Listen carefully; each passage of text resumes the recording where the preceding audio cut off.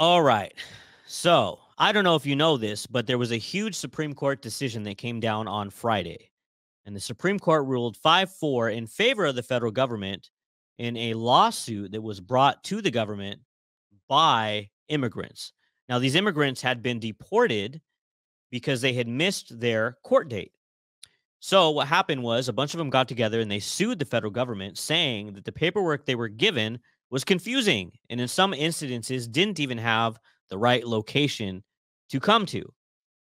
So the case went all the way to the Supreme Court. And on Friday, the Supreme Court ruled in favor of the government and basically said, too bad.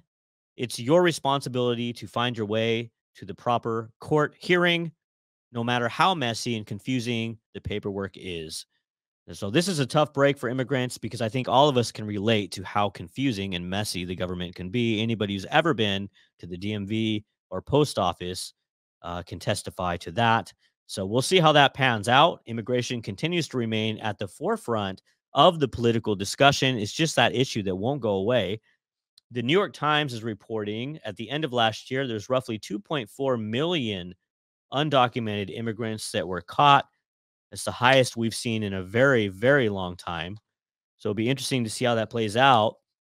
Another leader at the forefront of the immigration discussion outside of Biden and Donald Trump has been Governor Abbott out in Texas. He recently appeared on the news to express his view that the immigrants coming here now aren't like the immigrants that he used to see. But what's happening today is very different than what happened with your family or generations before. The people who know that the best are the people who did immigrate here legally, who are very angry about the people who are trying to come across the border illegally. But also I know this because of my work both with the Texas Department of Public Safety and with the Texas National Guard. The Texas Department of Public Safety is arresting people who are on the terrorist watch list. They are arresting people who are wanted for murder. They're arresting people who came to Texas and committed murder. There was a murder that took place in Washington State today. There was the murder of the student at the University of Georgia. There has been assaults across the entire country. Not a day goes by without an American being assaulted, it seems, by somebody who came across the border illegally with Joe Biden's permission. Okay, so that was Governor Abbott over in Texas. There was some speculation in some of the things he said there, but it doesn't really matter. So he thinks the face of immigration has changed. The face of immigration has changed. They're coming from different countries, indeed, but I don't think that necessarily means that the intent of the immigrants has changed. And that's the problem with this discussion. We've always been a country that has drawn different types of people depending on the economic circumstances at those times. So it's on the government to come up with a way to streamline these people in an efficient manner. Again, I blame the government for this mess. Now, Abbott, like Trump, both want to use the federal government to be able to deport people in mass.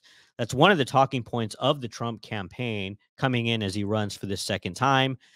He maintains he's going to use the federal government to engage in mass deportations. Now, I don't think this will happen primarily because it's going to take cooperation from the states. So I don't think it'll happen on a mass scale, but I think it has the potential to happen in states like Texas if you get guys like Abbott and Trump working together. However, there will be a litany of lawsuits in the event that it does happen. So it'll be interesting to see how that plays out.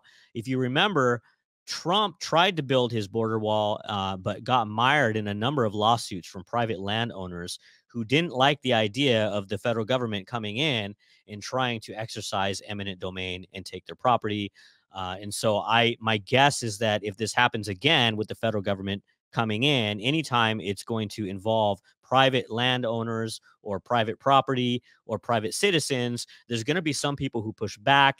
And so it'll end up in the federal court system where it will likely remain for some time to come.